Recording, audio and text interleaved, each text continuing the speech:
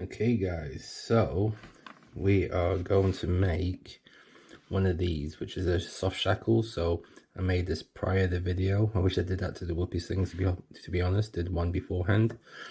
So the soft shackle, just to give you an idea of what it is pretty much a shackle, or acts like a carabiner, okay, but it's lighter. It's made out of the Amsteel that you can buy from Hammocks. I think it's like a pound a meter. And with my leftover Amsteel, I was managed to cut lengths along about this big, okay, about 4 of those. So let's do a little measure here. So I've got my tape measure. About 30 inches. So if you're measuring in inches, if you are someone who deals with centimeters, it is about 76 centimeters. So that'll be plenty enough to make one of these, which is a soft shackle. Get my words out today. And how it works is basically you have a loop on the one end. Okay, so let me just see if I can grab this here.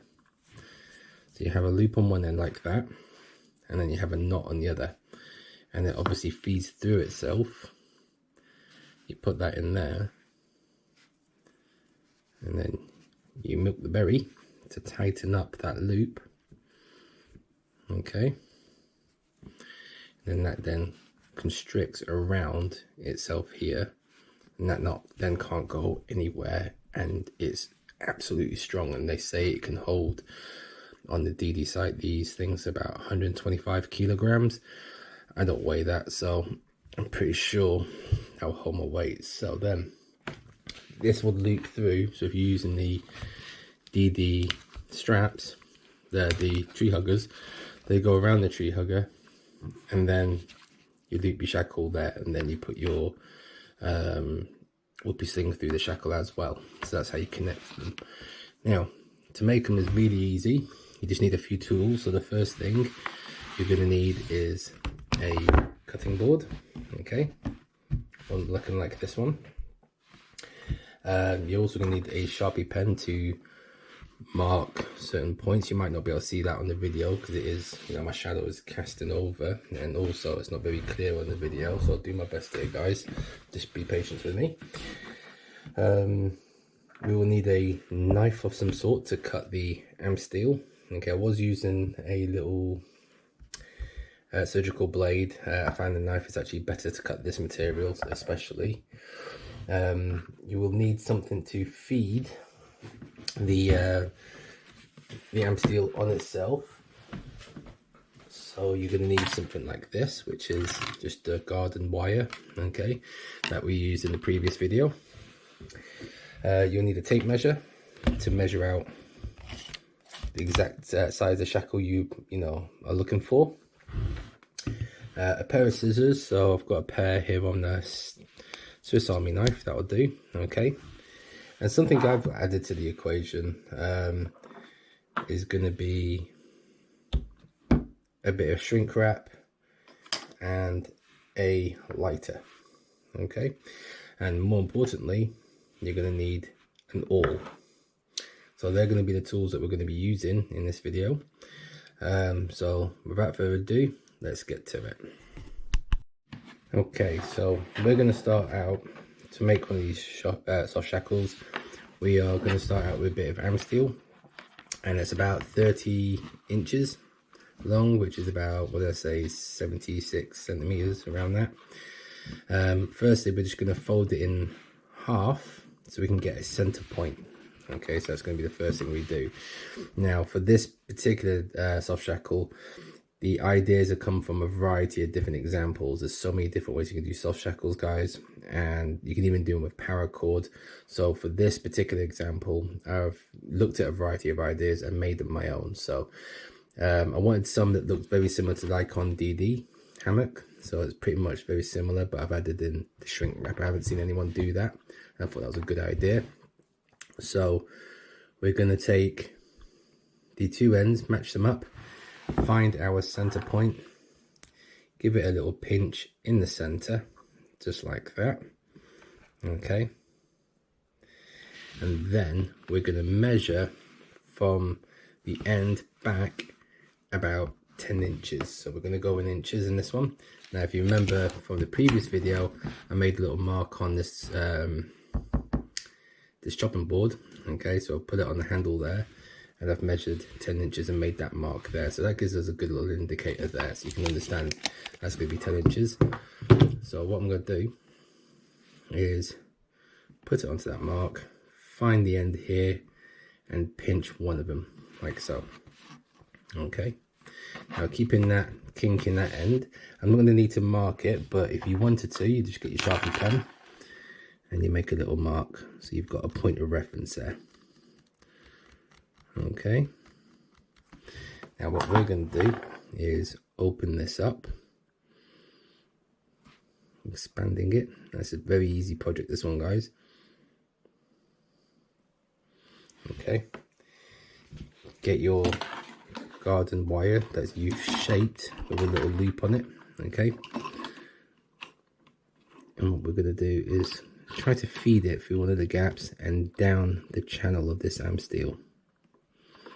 So a bit tricky at first. You could use your awl just to encourage a starting point for yourself. Let's get another spot there. Let's go through that one there. Doing that really helps, so you're able to get your wire in there. So that's in there now, and what we have to do is we're going to feed it up to the kink that's in this Amsteel.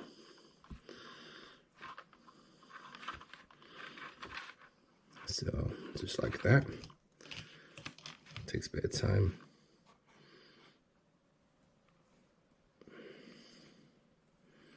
Just loosening it, just like you were threading something through, you know, a pair of old tracksuit bottoms, and trying to get your string through it again. You just push it along, take your time. You don't want it to catch on any of the fibers on this thing, otherwise you can affect the strength of the Amsteel itself. When you get to the point where you need to be, just now open that end up and then get your wire through it, just like that. Okay, so that's what we've done there. Now what we need to do, take the longer end. Okay, we should have done this at the beginning, to be fair, but now that's threaded through, it's out the way. So guys, let me just get this wire out of the way. I've got too much of the wire. Okay, so we should have done this at the beginning, but what we can do here is we're gonna give this a little taper. So we'll probably just do a small one here, so about a finger thick. Okay, so about there, and we're just going to open that up, and we're just going to take out 3 fibers. Again, make sure that you do this staggered, so you're not doing them right next to each other. And the reason for this, it makes it feed a lot easier. So we'll take that one, move along, same level, take out another strand like that. If you do catch the fibers doing this on tapering it, it's not the end of the world, because this is just to make it easy to feed. Okay, we're going to address the ends at the end of the project anyways. So now we've got those 3 strands like that. Get your knife and just cut them off just like that. So I did 2 and 1 there. So come at the end, you know, you can be as neat as you want here. You're not going to see this at the end of the whole project anyways. Okay, so now we've got a tapered bit that allows us to put that there. Now you're probably thinking, why did I have to taper it? Well, if you try to do it on its own, it can be done, but there's a lot more force required to try pulling it through. So by doing this, it just makes it easier just to get the process started. Okay, and it's definitely advisable. You'll find it makes your life a lot easier doing this. Now we're just going to pinch the tapered bit there, because now when it doubles on itself, it's the same thickness as 1. Okay, so we're going to pull that through just like that. That lets me get it over, and this little jiggle, just keep pulling it And there we go. And that's us spliced that particular bit of Amsteel. Now,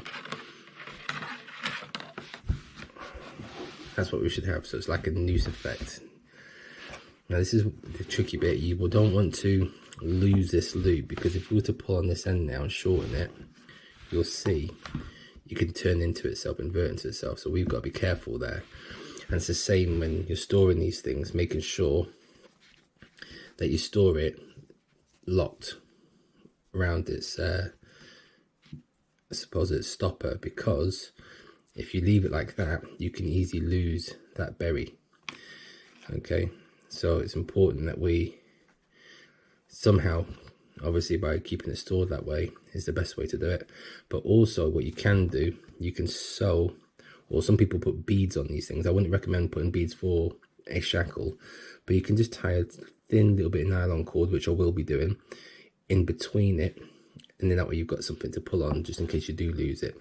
All right, but for now, just store it like that. Okay, that's plenty strong enough, and it won't come undone until you've asked for it to be undone. Okay, so that's going to be that end that we've made. Okay, now what we need to do is put something here just for the moment. Now you could use your awl here, but you might need to use your awl for something else. What I've done is taken a bit of that wire and just doubled it over and bent it a few times, and I'm just going to clip it on there so I don't lose it. Now I'm also going to pull it to the shortest point, so you can see what I'm doing here. Pulled it to the shortest point like that. Okay, so there's a nice small loop now. I'm going to just milk that berry as much as I can. Okay, just like that. So now I'm left with a thick piece that's been doubled, so to say. What I do is I want to push to stop it coming undone. So just to show you on this one, to stop it from ever coming undone, I have to then feed one end through another. Okay, so because this is the moving end, I want the moving end to stop moving. Okay, so what I'm going to do is open it up. So which one's the moving end? Yeah, open the bit that's been fed through. Okay, like that, and as close as I can to this joint. Some people do it twice, but no need, but you just put it all straight through. Okay, like that. So we've got that in place. Pull it out, you've got now a little hole. We can widen the hole using something like a pen. That'd be fine enough. Just widen it up a bit because it's got a bit of a bevel on it. You can get alls with bevels, as I said in the previous video. Then take this end and push it through the hole like that.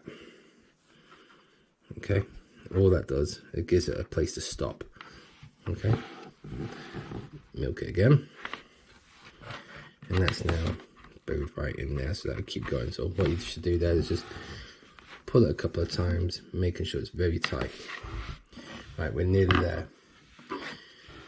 There's thousands of ways you could probably tie a knot here, guys. Okay, but don't overthink it. And I went down the same approach that Dee did. They did an overhand knot, but I did it twice. So I did a square knot twice. Okay, now you're probably thinking, couldn't it come loose? It probably could, but you just keep tightening it, and with use it's going to get tighter and tighter as well.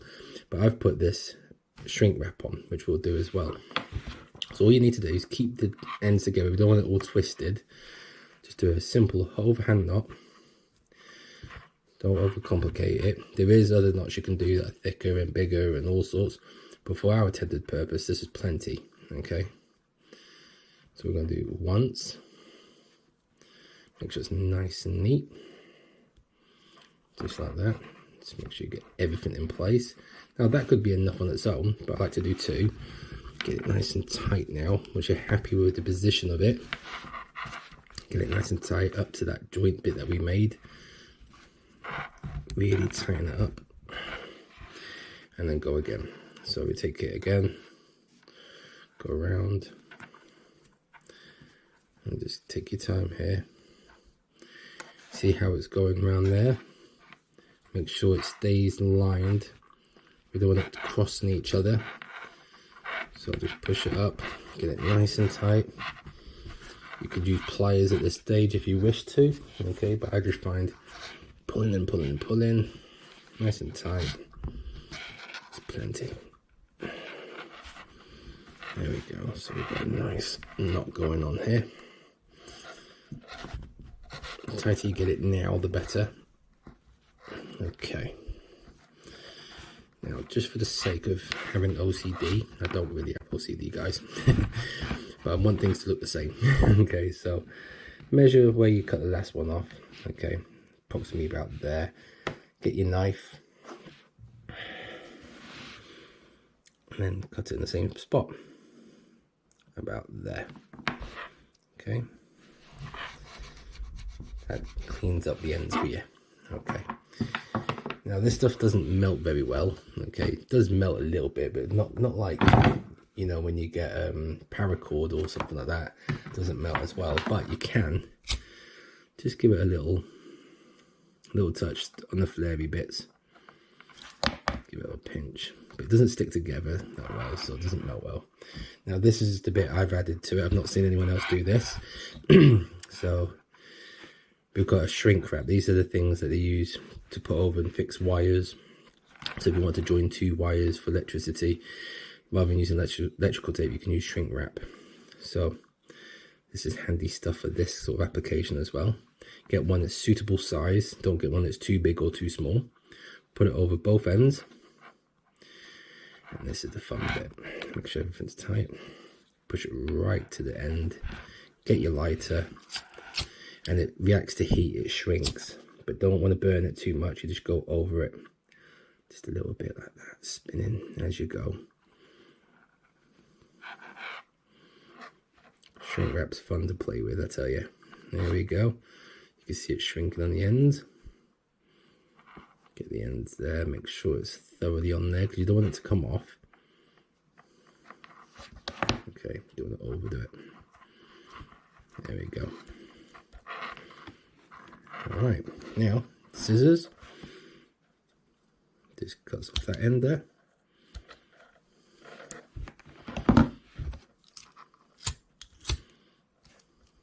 Just heat up the end a bit there. Excellent, and there we have it. Another shackle, so that's two. That's all I'm going to need for now. So I've got enough for another two to make. So going back to what I said in the last video, the DD tree huggers cost about, I think, what did I say, it was something like nearly £15 or so. And then to buy two soft shackles pretty much similar to this, okay, well actually they're identical. If anything, I've done double knot where they just did one overhand knot, okay, on theirs. I think they used electrical tape on theirs as well. They're charging for two of those £10 on the DD Hammock website. I bought enough Amsteel, so I bought 10 meters, £1 a meter, to make my own. So I'm taking out the middle person there to make my own. I've got two whoopee slings that you would normally pay £15. I've got two shackles, and I've got enough for another two shackles. So when I make the other two shackles, if you think about it, if I was to buy all that, that would have been about £35. But I've paid a tenner, paid £10 to make it itself. So definitely worthwhile doing, guys. You know, but definitely worth learning, because once you've done it, then you can keep doing it every time you need it. But there's my two shackles, two soft shackles. There's my whoopee slings, guys. I hope you've enjoyed this little video.